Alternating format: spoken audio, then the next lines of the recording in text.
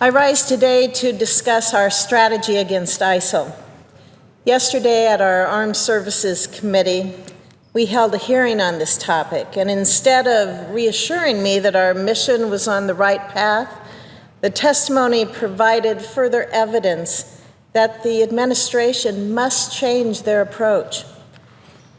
I agree with the President's stated goal of degrading and destroying ISIL, but the steps we have taken thus far will not achieve ISIL's defeat. Indeed, the root of the problem seems to be that our strategy does not connect with events on the ground. There's no better example of this than our plan to train and equip the so-called moderate Syrian troops. At the end of last year, Congress approved the President's request of $500 million for the purpose of building a force of moderate Syrian fighters. Testifying in September of last year, then Secretary of Defense Hagel laid out the administration's plan to build a force of about 5,000 fighters in 1 year. General Dempsey, the chairman of the Joint Chiefs of Staff, added his assessment that about 12,000 fighters would need to be trained for the force to have an effect on the battlefield. Initial results were expected within 8 to 12 months. At that time, many members, including myself, questioned whether these goals were attainable and whether this assumption that we could fight a war without taking on significant risk because local partners would provide ground forces, we questioned whether that was even realistic. Let's consider where we are today, about 10 months later. According to public reports, the program produced about 60 fighters, and upon their return to Syria, they were attacked by al-Qaeda-affiliated forces. General Austin testified yesterday before our committee, Madam President. In response to my questioning, he said that only 4 or 5 of those fighters remain. Again, we expected 5,000, and 4 or 5 remain. I wish that I could say the complete failure of this strategy comes as a surprise. Unfortunately, I cannot. While ISIL has lost some territory in northeastern Syria, it has expanded its control in the western half of that country. Iraq is a similar story. Recruits for the United States training programs remain below expectations, with U.S. forces training just over half the number of Iraqis expected. And the progress on the battlefield, it is uneven. It's plain to see why General Dempsey, our most senior uniformed military officer, has recently characterized the fight as tactically stalemated. Well, the question is, what are we going to do? And how will our approach change? What can we do to break that stalemate? What can we do to begin rolling back this tremendous threat? I attended yesterday's hearing with those questions in mind, and I was extremely disappointed to hear that no real change was in order. To be fair, press reports indicate that changes are being considered, such as deploying graduates of our training program in groups larger than 50 or in safer areas of the country. But even if such minor adjustments are made, they will not alter the basic fact that the idea of a new Syrian force, it's a complete fantasy under our current approach. Perhaps in recognition of this, another report has surfaced that suggests the administration is no longer attempting to build a moderate ground force in Syria. Instead, they will simply train Syrians to direct United States airstrikes and then embed them with existing rebel brigades. Madam President, if our experience thus far indicates that very few moderate groups remain on the battlefield, we'll either be providing air support to a contingent too small to make a difference, or we'll be providing it to groups that are too extreme to currently warrant any support from us. Again, I support the President's goal to destroy ISIL, but I don't see how anyone can believe that this program is going to accomplish it. Instead of providing a new direction, the message that this administration is sending is that they will stay the course.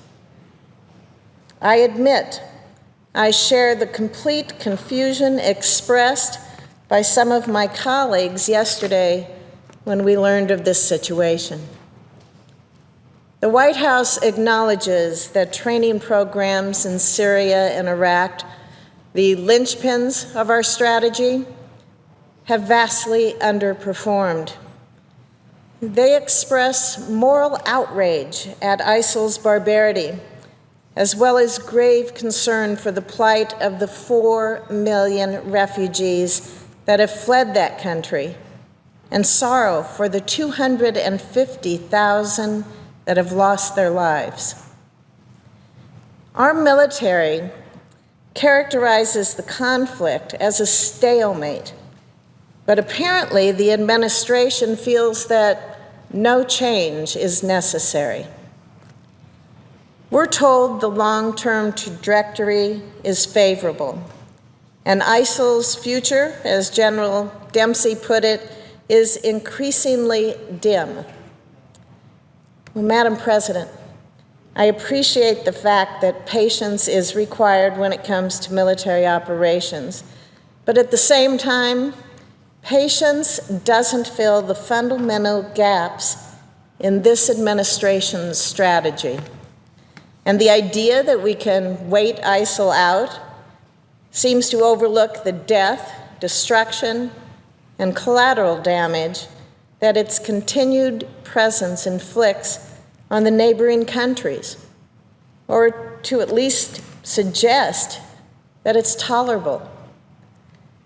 I've visited the region several times.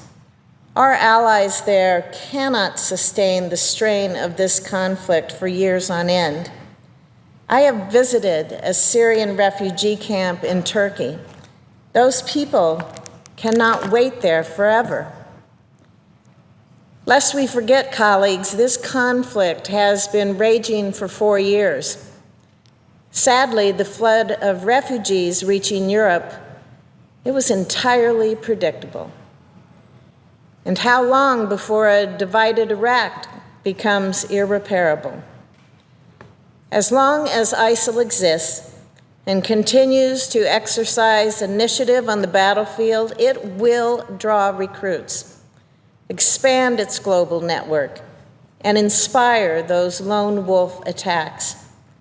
Its ability to execute attacks against Europe and the United States will improve as more foreign fighters pass through its ranks and then they return to their home countries.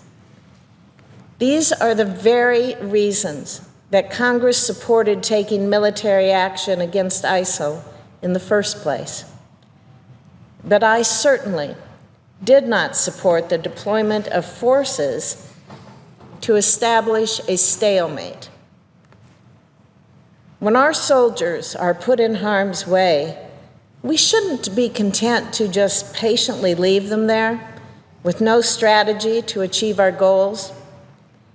As my colleague, Senator McCain, who has been a tireless advocate on this issue, has pointed out, there are a variety of options available to the President between the current approach and deploying large amounts of troops on the ground. with only a stalemate to show for the thousands of soldiers that we've deployed, the 5,000 airstrikes that we've conducted, and the past year we've spent training Syrians and Iraqis, I think that these options deserve reconsideration. The President has stated that all wars must end and that our country must move off a permanent war footing. I believe that the best way to do so is by crafting a strategy that plans for victory. Before I yield the floor, Madam President, I want to note my appreciation of Secretary Carter and General Austin for their frank testimony before the Senate Armed Services Committee. Both men have come before our panel, and they have provided honest assessments and also specific figures about the results of the Syria training program, for which they have received significant media scrutiny. The point of a public hearing is to provide the American people and their representatives in Congress with the information they need to know in order that we can make informed policy decisions. I sincerely hope that more witnesses follow their example and justly uphold that valuable tradition of congressional oversight by not shying away from discussing these very difficult topics. With that, Madam President, I yield the floor.